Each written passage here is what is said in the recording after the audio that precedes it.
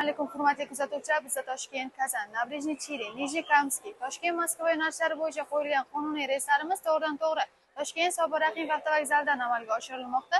Toshkent Moskva yo'nalishi bo'yicha qonuniy reyslarimiz haftada 4 kun, dushanba, seshanba, payshanba, juma kunlari soat 18:00 da Toshkent, Kazan, Nabrežniy Chili, Nijniy Kamskiy yo'nalishlari bo'yicha qo'yilgan avtobuslarimiz haftada 3 kun, seshanba, juma, shanba kunlari avtobuslarimiz jo'nab ketadi. Siz bitta avtobusda o'z manzilingizga yetib olishingiz mumkin.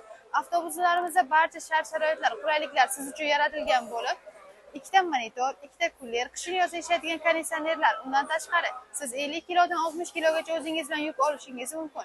Zaryadchi moslamalarimiz ham ishlaydi.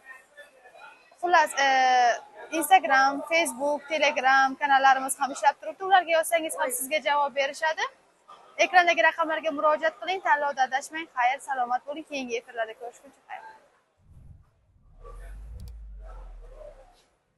Yarım saat